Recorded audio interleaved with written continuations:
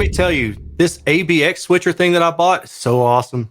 I've been ABX switching the that little Dayton tube amp versus the Weem amp. The Daily Shield. I like perfect. I like that. So yeah, dude, that thing's awesome. I can't believe you spent the money on that. That's why I love this guy. Yeah, I was excited to finally get one. Yeah, he gets hyped up to buy the things that you will never even want to buy. That's probably like a Clipple. Like a Clipple. The results of it. Yeah. But like, do you want to spend the money on a what is it? What is the name of it? It's like it's Van Alstyne is the company. They make amplifiers and stuff, but it's an ABX comparator is what it is. All right. So you can switch between, like, instead of just a speaker switcher or an amp switcher, it's cool because it has that X factor. So you can you can set it up and it'll run through 8 tests and it'll switch between A and B, but then it'll also have that X, so it won't tell you what that X is. So you'll get 8 tests and you try to all right, well, you write down which ones you think you heard, for round 1, this is it, 2, this is it. And then you can go back when it's done, it'll tell you, all right, number 1 was A, number 2 was B, number 3 was B, you know what I mean? So that was what I was wondering. I was wondering, how does it come out? Because to me, that sounds like an old school device. I feel like it's going to print it out on a piece of paper, like in dots, like those old Scantrons. You know, just dots. Here you go. Or you mark C for everything. So how does it show you what the selections were? It shows you on the screen. There's a little matrix display thing that shows you what's what. So it's pretty neat. But yeah, dude, this tube amp versus this Weem, you can definitely hear a difference. The bass is a lot more fuller on the tube amp.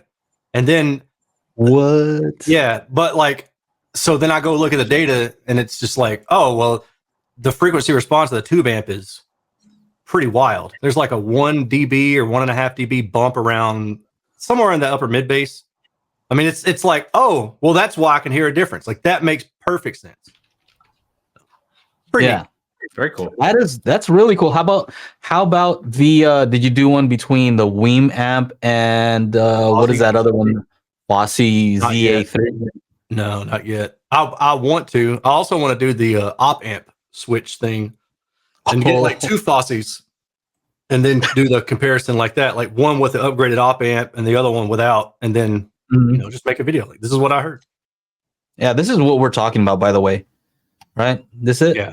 Yeah, that's it. That's pretty cool.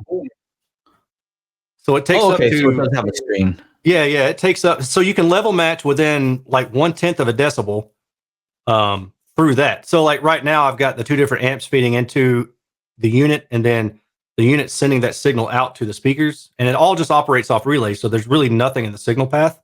But in order to level match the 2 amps output, I just go in and I say, all right, I'm on amp B and I need to bring it down, I don't know, 10 decibels or something. You know? So you do that, and then you get a level matched, and then you just go and you set it up to run, or you can manually switch it between the 2. How fast does it switch? It's pretty much instantaneous. There's no lag, but there is a relay. There is a relay, so you know when it switches. But that's where that X thing comes in. So if you're just doing A, B, all right, whatever. But that X is the one that you don't know what it is. So you know that it switches because you hear a relay click, but you don't know if it switched over to source A or source B or amp A or amp B or speaker A, B, or C. You don't know which one it's going to until the end, and then you can look at the results at the end. And it seems like that X is going to give it to you. X going to give it to you. Going to give it to you. First we go to rock. Waiting for that one. Hell yeah. That's cool, awesome, man. Dude. I'm glad you got that. Then we go to roll. Then we let it pop. Go, let it go.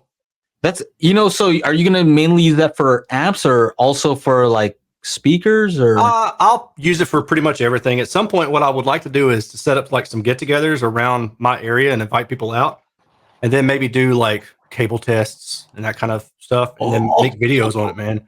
Yeah. And I know immediately people are going to be like, oh, you're going to have the greatest source. And I'm like, cool, I've got Kepler 2 metas. What else do you want from me? Oh, you need to upgrade the wires inside of the I got ABX. Well, it's just straight copper. Okay. Oh, man. Dude, that's going to be really cool. Why are your shorts so short? Because I'm sitting down. You're lucky nothing was hanging out. That's how big they are. This thing, when I do my amp testing, almost went blind there for a second. It's copper alligator clips. Hold up. How can I hide my phone? Okay. Yeah, copper alligator clips and pure copper wire. That's what I use for my amp testing. So okay. You got don't come at me, bro. Yeah. Pure freaking copper. All right. We'll see. Make sure to join us every Monday for our live stream at 4 p.m. Pacific, 7 p.m. Eastern at youtube.com/Daily HiFi.